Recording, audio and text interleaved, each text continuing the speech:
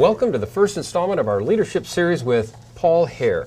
Paul graduated from the Booth Graduate School of Business at the University of Chicago, the top-rated business school in the world, and brings University of Chicago analytical clarity to the murky subject of human motivation.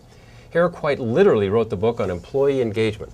His critically acclaimed book, Primal Management, Unraveling the Secrets of Human Nature to Drive High Performance, is a guidebook for creating an engaged and productive workforce.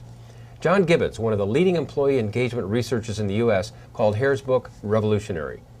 CIO Insight magazine called it an essential read for business leaders.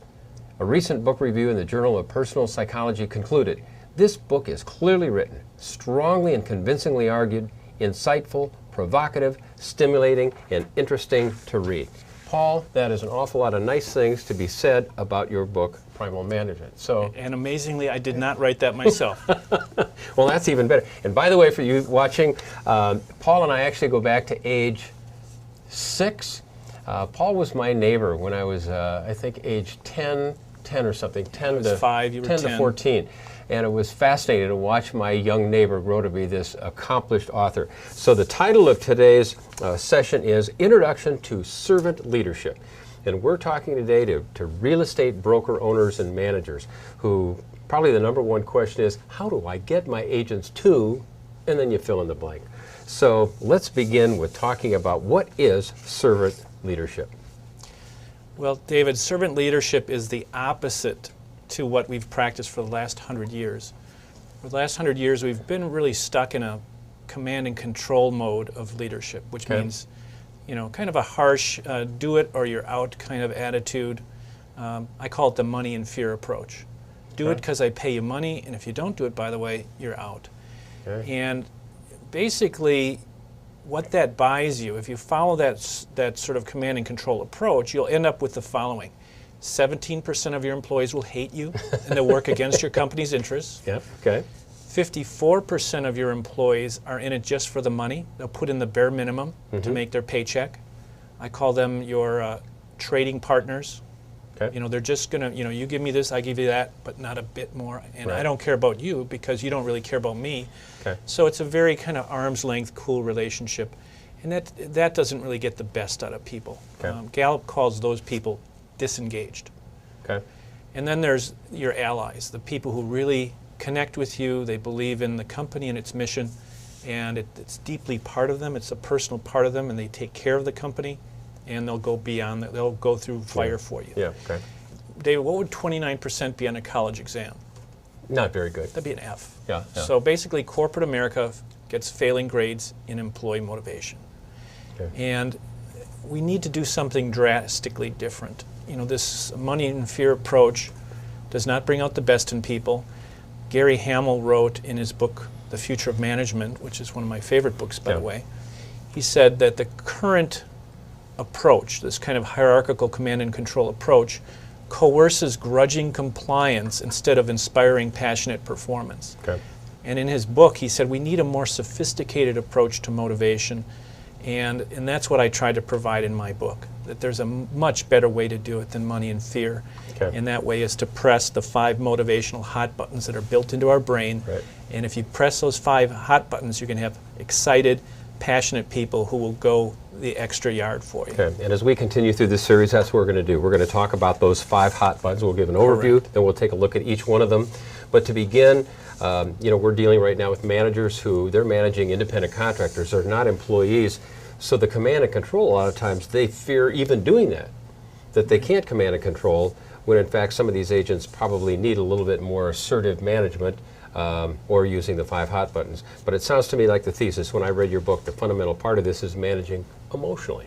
Exactly. And I like to show this with my hands. You know, let's say this is human nature. Human nature is millions of years old. It's beautifully designed. It's helped us survive to this point. Every ecosystem on the planet we can survive in. That's a beautiful system. And if you just align your management strategies with that system, you get the best out of people.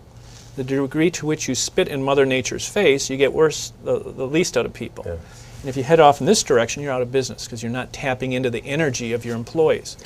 So there's nothing soft about what we'll be talking about. It's about survival. It's about having a high efficiency company where you get the best out of people. So maybe beginning, before this interview, you asked me how many of the managers watching this are new.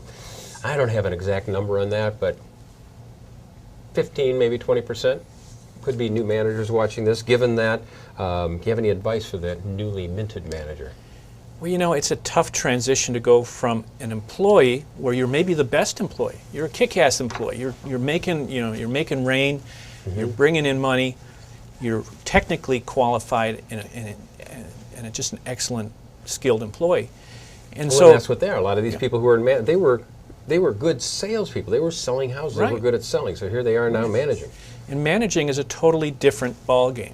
You still need the technical skills, but now you need to add on to that the people skills to get the best out of people. Right. It's not about your own individual performance anymore. It's about the performance of your team, and you're going to be judged on your team's performance and your team's motivation, not on yours. So you really need to acquire this people skill, and that's where I can help you. I'd like to be your coach because I've been doing this for 30 years. I think I understand how these hot buttons work.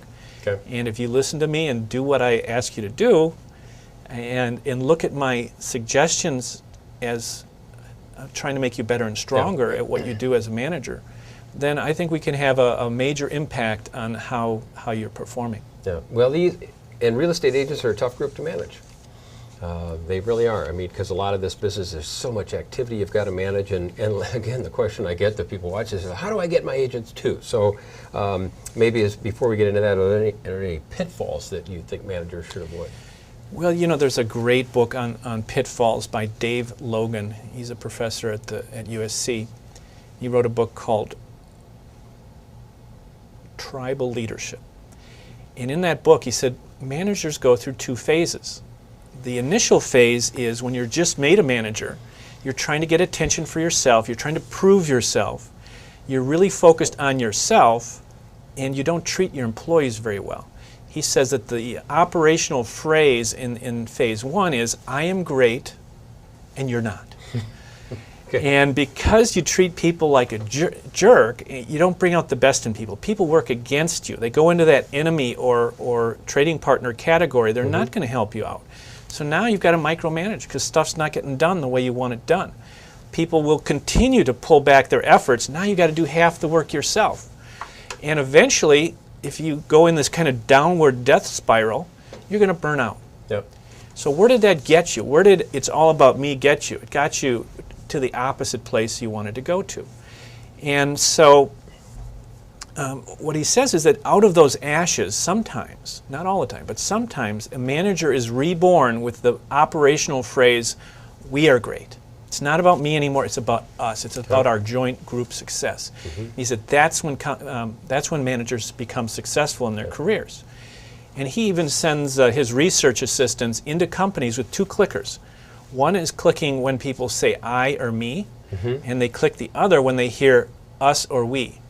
And he's found a very strong correlation between companies that are we-oriented and financial success. Okay. The companies that are me-oriented are not nearly as successful. Now you told me you had a story that exemplified that. Yeah, this transition from me to we. There's a fellow in Madison, Wisconsin, who is the controller of a large company with 1,000 employees that builds hospitals and clinics all over the country. And he was promoted from the controller, where he had 30 employees, to CEO, where he had 1,000 employees.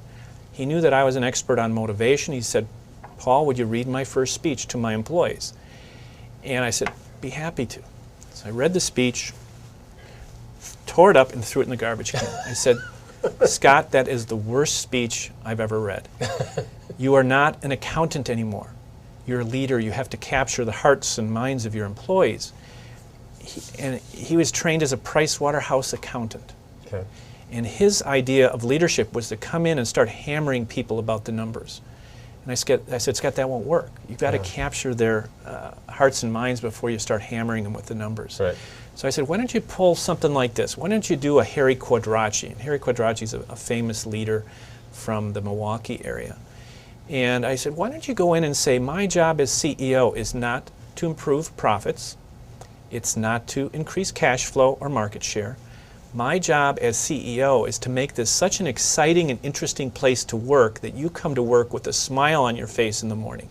Because I'm pretty sure if I take care of you and you take care of the clients, then we'll make plenty of money. Money is the side effect or the cause and effect of adding value to your employees and your customers. And I call that the circle of value. You take care of your customers, employees' needs, they'll take care of the customers' needs, and you'll make money as a result. And there's really no short-circuiting that. If you go straight for the money, you're not providing any value. So why would somebody pay you if they don't get value? Interesting you should say that. One of my favorite speakers, a guy named Mike Vance, said the key to good customer relations is employee relations. And I think he uses airlines. You go on an airline, the flight attendants are mean, and you're going to have to check that, sir, and we can't put that on the airline. I know you can't have any more peanuts. It's a reflection of the fact that the flight attendants are mad at managers. Right. So if the manager takes care of the flight attendants, they'll be nice to you. And this is true in pretty much all business. Going back to command and control, tell me how do we get into people managing that way? Well, you know, command and control refers to the military. You know, a general leading the troops up San Juan Hill, something like that. Yeah. And we've been stuck in that paradigm, but you know, even the military doesn't use command and control anymore. Really? I attended a speech by General Peter Pace. He was the chairman of the Joint Chiefs of Staff, the top military officer in the U.S. military. And he gave a talk on leadership, and he said, you know, I can't make the decisions for 1.3 million people. There's not enough of me. So I've got to delegate decision making, and I'm happy to do that. I'm willing to trust that the people on the ground will make good decisions. And then my job is to clean up the 1 or 2, 1% or 1/10 of 1% of those that go bad. And he said, if I do that, I'm way ahead because I've got millions of good decisions being made every day that I could never make myself. And then I just do cleanup crew. And then he told a cool story to illustrate this idea of delegating decision-making to the troops. And that was his first military assignment was to lead a platoon down a country road outside of Saigon. Mm-hmm. And he got to the first kind of Y in the road, and he calls back to headquarters, do I go right or left? And the commander said, go right. And he got to the next fork in the road, he said, do I go right or left? There was a pause. Go left. And he said, the third time I got to a fork in the road, if I took out all the swear words, the commander said absolutely nothing, which means make up your own decision whether to go right or left. Yeah. And so that's part of this servant leader approach, is that you don't take all the shots as the leader. You give your troops the fun of making decisions on their own and taking shots on their own, because think about playing golf. Would you rather be the caddy carrying the general's golf bag, or would you rather be a player taking shots? I don't want to do either one, but I know your point. I'm sorry. It's more fun to play the game than it is to schlep somebody's clubs around. Right. So this whole idea of servant leadership says that the guy at the top doesn't have to make the decisions. Let the troops make the decisions. Trust them to make good decisions. Mm-hmm. And that by trusting them, they will make good decisions. You know, this whole idea of one guy at the top controlling everything, it just doesn't work anymore. Yeah. It's not the best way to get the best out of people. Okay. Now, for those of you watching, Paul's background is not in real estate, so you've not been involved in the real estate, but your wife is in the real estate business. So putting those two together, how would a manager manage your real estate agent wife based on what we've just been talking about? Maybe give me an example of how would someone manage your wife command and control versus servant leadership, because the people who are watching this are real estate managers. Well, my wife sort of expected command and control because that's still the main paradigm out there. Right. And she thought it would be kind of a dog-eat-dog situation where everyone's kind of fighting each other for listings, and she just expected this kind of oppressive sort of environment in the office. And instead, she found these great kind of wise mentoring managers who made her feel at home, made her feel welcome, made her feel competent, even though she's a newly minted realtor. Yeah. And so she said to me, she said, you know, Paul, I feel better treated at this new company than I felt when I ran my own company in Germany. Because she had a factory in Germany with 200 employees, which she ran for 5 years on her own. Okay. And she said, my own people didn't treat me as well as I'm treated at this company. So she's been treated great. These the two managers in charge are both psychologists, so they kind of know how to press the hot buttons because they've been trained in it. So she kind of lucked out, I'd say. Okay. So, so if a manager's managing command and control with a real estate agent, they're going to be telling them what to do and how many calls to make, et cetera. Is that right? Right. And they will not have a relationship. They will not take the time to get to know the new people. They think that they're supposed to command, tell people what to do, and then they're done. So fear is easy to use. If you have a whip, you can get people to move pretty fast with a whip. But you know what? As soon as they get a chance, they're going to leave, because nobody wants to get whipped. So command and control works in the short run to get something out the door, but in the long run, it creates enemies, and you won't succeed in the long haul. What about the agent who, this may be phrased improperly, but wants command and control? They're fairly new, their income is down, they're not prospecting as much as they need to, and they need leadership, maybe not management, but leadership. Maybe how would a person in your world manage an agent who wants direction? They want to learn, they want to get better. How would, and maybe that's going to be our next section, but as an overview, how would you do that? Servant leadership isn't soft. I mean, I don't want to make it sound soft, but I'll use the analogy of my karate instructors. I mentioned that I got my black belt in karate recently. Congratulations, Paul. And our instructors are world-class athletes. Some of them are world champions in what they do. And that's a tough skill to learn, to become an black belt in karate. And the way they do it is they break it up, they break this difficult skill up into lots of small pieces. 9 belt levels, and with each belt level there's 4 sub-belts. And every 2 weeks you celebrate your victory as you move to the next sub-belt or the next belt level. And so a servant leader is more like a karate coach, celebrating victories, setting the next bar, celebrating that, and that sort of positive motivation keeps people developing their skills on and on because they're getting lots of positive feedback. That command and control manager won't do any of that. That command and control manager says, I want this. Oh, you didn't give me that? You're fired. They don't do the development work. They don't do the coaching. They don't do the celebrating. They're not they don't even know about the hot buttons. They don't know how to reward a person or treat a person in a way that they'll want to work hard. So our karate coaches never criticized us. So you might think, well, how can you develop somebody if you don't criticize them? They gave us suggestions to make us better and stronger. So you never took it as criticism. It was a correction. Like if one of my instructors said, don't hold your hand like this, Paul, hold it like that, because you can absorb a blow better, this will break your wrist. Well, I look at that as a helpful thing to make me better and stronger, because I don't want to break my wrist. I might actually get in a fight sometime and have to use this stuff. Exactly. So if you just set it up right, you don't have to have any of this negativity. You don't have any command and control. Because command and control, what did we say the grade was for command and control leadership?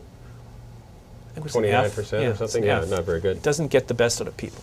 And I talk in another one of our videos, feedback versus advice. Telling somebody what to do is advice. People ask for advice, tell me what to do, but I think what they really need is feedback.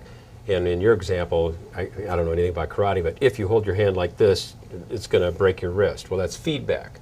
So then I go, well, I guess I don't want to hold it that way. Then maybe the next step is advice. But so it sounds like engaging the people, building a relationship with them, and making them want to do those end results is really where we're going with this. That's basically it. Okay, so we've kind of covered philosophy today. So people today going, okay, so how do I specifically use this? And that's what we're going to do next, right? Is there anything you want to add to this topic before we move to our next topic, which will be introduction to the 5 hot buttons? I would like to mention my favorite example of a servant leader. And that's this fellow Bob Carpenter, who contacted me over the internet after reading an early version of my book that I had posted on my website. And Bob called me up and he said, Paul, I read your stuff. I've been doing what you write about for 20 years. Doing the good stuff or the bad stuff? The good stuff. The good stuff, okay. I've turned around 7 companies in 20 years, all of them in third world countries, many of which were in South America. And when I went into these countries, these people hated me because they had been treated like slaves, they had been disrespected, and I had 100% enemies on my bus, using a term from Jim Collins' book, Good to Great. And I always did the same thing. I would show respect for the culture, I would go to their ceremonies. I would try to develop the potential of each and every employee, and they wouldn't believe it. They'd think this is some gringo coming in with some new, shtick to take advantage of us. But if I stuck to my guns, stuck to the program, right around 4 months, they would start calling me Don Roberto instead of Mr. Carpenter. And in a South American country, as it appears you already know, Don Roberto means is a sign of respect for a village elder. And within about 2 weeks of them calling me Don Roberto, productivity doubled. Wow. And it was always 4 months. It takes 4 months to gain the trust of your employees. So if you want to follow my suggestion, which is servant leadership, get to know your employees, invest in them, really take care of them, really.